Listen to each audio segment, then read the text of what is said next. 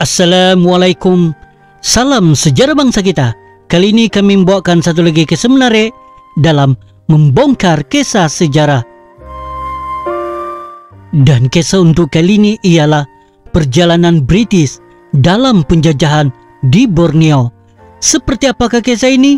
Mari sama-sama kita saksikan apakah kisah sejarah bangsa kita untuk kali ini.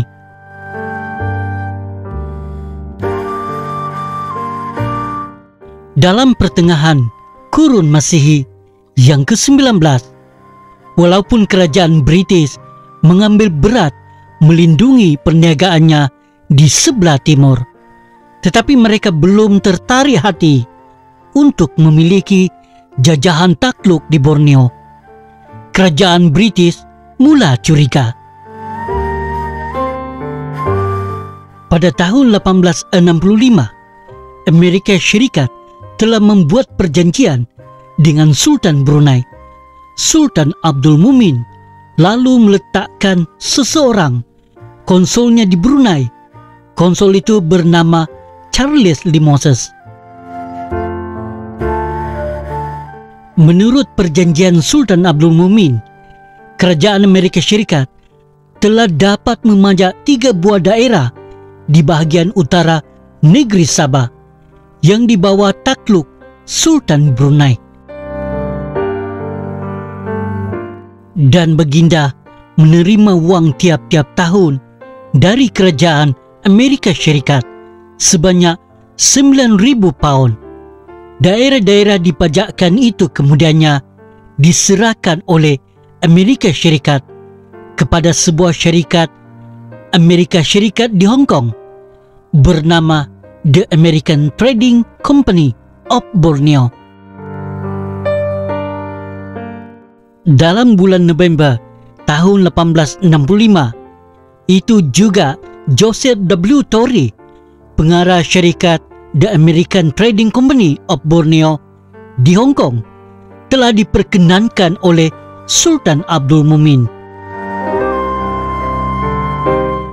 memerintah daerah-daerah yang telah dipajakkan itu, dan Baginda telah memberi gelar kepada Joseph W. Torrey, Raja Ambong dan Merudu, yang digelar juga Seri Maharaja bagi negeri Sabah, yaitu North Borneo. Joseph W. Torrey telah datang ke Sabah dan tinggal di muara Sungai Kimanis, dan Sultan Brunei menganugerahkan kepadanya kuasa menghukum bunuh orang yang membuat salah di tempat itu, membuat mata wang, mengadakan undang-undang, dan lain-lain kuasa serta hak seperti seorang pemerintah yang berdaulat. Pada masa itu di Kimanis telah ada 60 orang Cina dan 12 orang Amerika Syarikat yang tinggal di sebuah kawasan di situ. Tempat di muara Sungai Kimanis yang didiami oleh Joseph W. Torrey itu dinamakan Elena, dan dia telah mendirikan beberapa buah rumah dan bangsal serta sebuah pangkalan yaitu jetty untuk peniaga-peniaga turun naik ke tempat itu. Tetapi akhirnya setelah mendiami tempat itu selama lebih kurang 20 tahun, pada tahun 1886, Torrey pun meninggalkan tempat itu dan tidak pernah lagi datang ke situ. Apabila Charles Lee Moses, konsul Amerika Syarikat yang tinggal di Brunei, tidak dapat menerima uang yang dimintanya dari Sultan Brunei kerana hendak menggantikan rumahnya yang telah terbakar, Moses pun bertolak meninggalkan Brunei pada tahun 1867. Pada masa itu, ada sebuah syarikat bernama Labuan Trading Company. Pemegang saham utama dalam company itu ialah Charles Sambord serta 2 orang lagi bernama Kapten John Ross dan William Clark Cowie. seorang bangsa Skot. William Clark Cowie itu bersahabat baik dengan Sultan Sulu, dan Sultan Sulu telah memberi kebenaran kepada William Clark Cowie membuat sebuah pangkalan di pantai pelabuhan Sandakan di negeri Sabah. Tidak lama kemudian, William Clark Cowie telah meninggalkan Labuan Trading Company, lalu datang ke pantai timur negeri Sabah, menjadi seorang peniaga yang berpusat di Sandakan dan berkongsi dengan Sultan Sulu.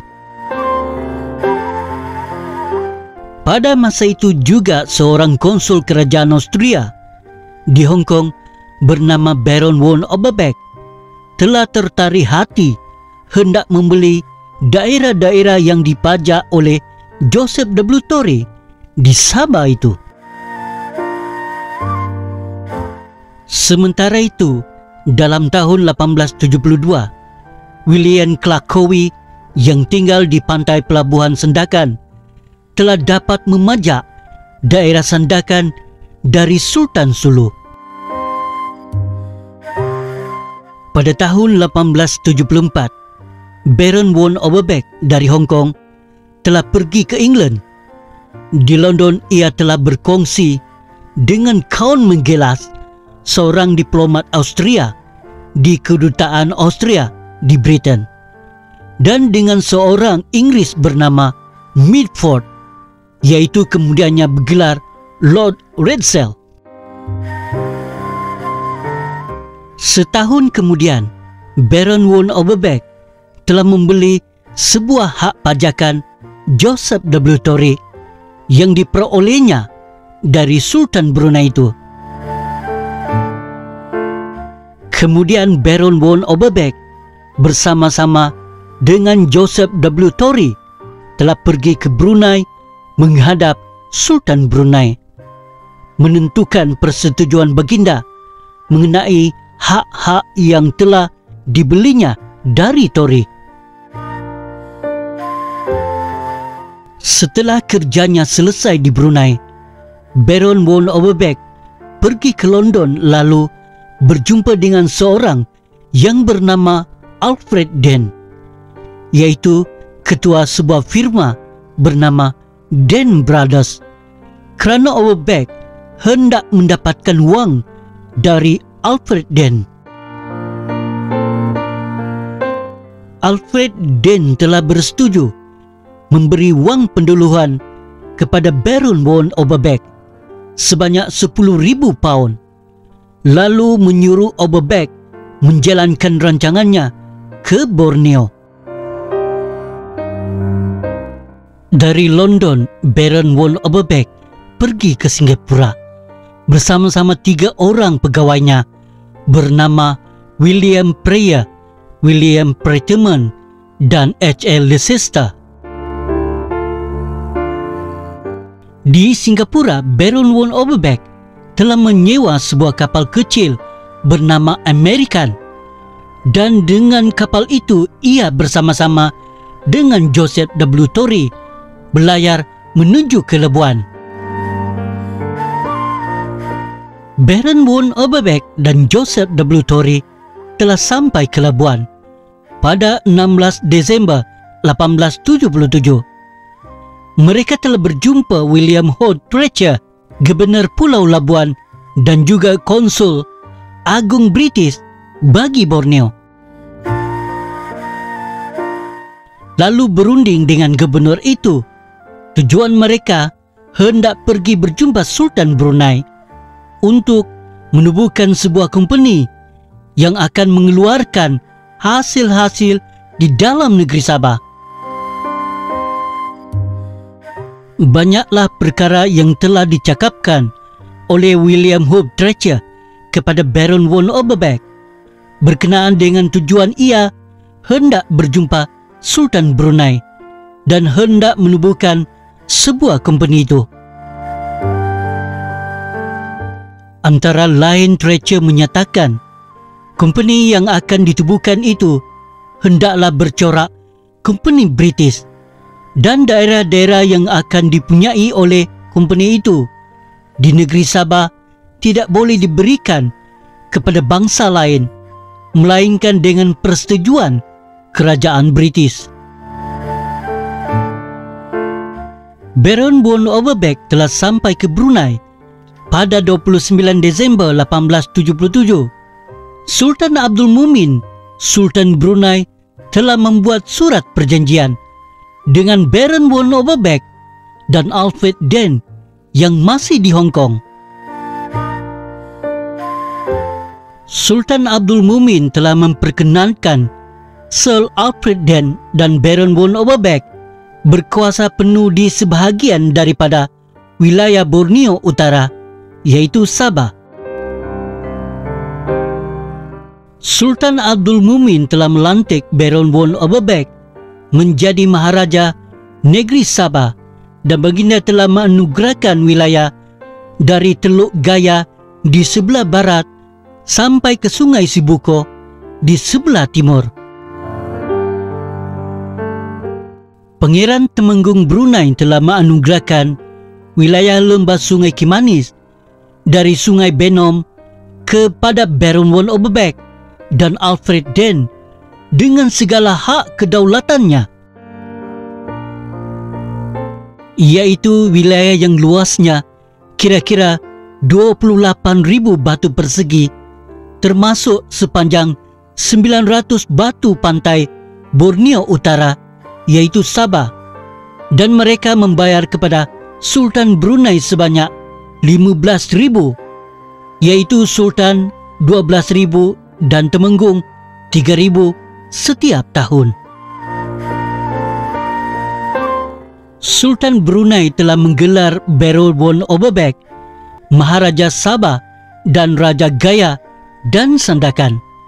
Pada awal tahun 1878, Baron von Overbeck bersama-sama dengan William H. Richter dan Joseph W. Torrey telah pergi ke Pulau Sulu berjumpa Sultan Sulu.